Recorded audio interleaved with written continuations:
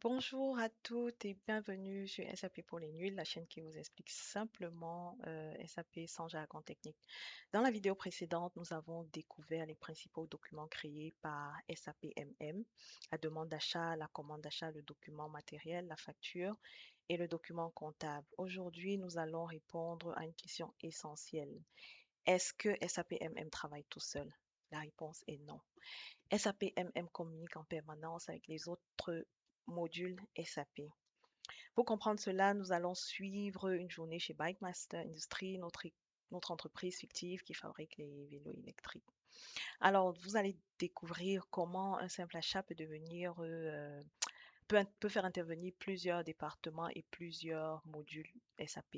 Et à la fin de la vidéo, vous comprendrez pourquoi SAP est considéré comme un ERP intégré. Allez, c'est parti. Nous sommes lundi matin, il est 8 heures. David, le directeur général de Bikemaster, reçoit une excellente nouvelle. Decathlon passe une commande de 500 vélos électriques. Toute l'équipe est heureuse, mais avant de fabriquer ces vélos, plusieurs services vont devoir travailler ensemble. Et c'est précisément là que SAP entre en jeu. Alors, le service commercial enregistre la commande du client. Cette étape est gérée par le module SD à gauche de l'écran. Le rôle de SD est simple, enregistrer les commandes clients, préparer les livraisons, gérer la facturation des ventes. Grâce à SD, Bikemaster, c'est exactement ce que le client attend. Une fois la commande enregistrée, le service production est informé. Amina, responsable de la production, consulte SAP. Elle vérifie si tous les composants sont disponibles. Cette partie est gérée par le module PP. PP répond à une question très simple. Peut-on fabriquer ces 500 vélos? En consultant les stocks, Amina découvre qu'il manque plusieurs composants. Alors, Amina contacte Sophie, responsable des achats. Sophie ouvre SAP MM, elle crée une demande d'achat, puis une commande d'achat. Elle contacte les fournisseurs. Quelques jours plus tard, les marchandises arrivent, le magasin réceptionne les composants, le stock est mis à jour. Et tout cela est géré par SAP MM. MM s'occupe donc d'acheter, réceptionner, gérer les stocks, enregistrer les factures fournisseurs. Une fois la facture du fournisseur reçue, Marc, le comptable, intervient. Il utilise le module FI. FI permet d'enregistrer les écritures comptables, de suivre les dettes envers les fournisseurs, de préparer les paiements. Et grâce à l'intégration entre MM et FI, les informations circulent automatiquement. Le comptable n'a donc pas besoin de ressaisir les données.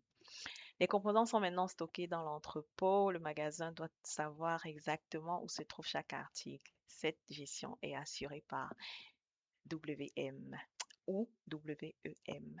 Ces modules permettent notamment de localiser les articles, d'organiser les emplacements, de préparer les expéditions. Alors pour cette vidéo, retenez simplement qu'il gère les opérations à l'intérieur de l'entrepôt. Alors, quelques jours plus tard, tous les composants sont disponibles, la production commence, les vélos, autant pour moi, sont assemblés. Ils sont ensuite expédiés au client. Le client reçoit sa commande. Toute l'entreprise a travaillé ensemble. Et pourtant, chaque service utilisait un module différent et c'est la force de SAP.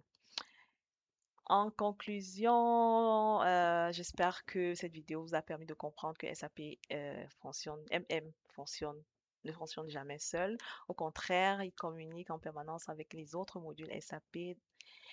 Et dans la prochaine vidéo, nous verrons les 10 erreurs que font presque tous les débutants sur SAP et surtout comment les éviter.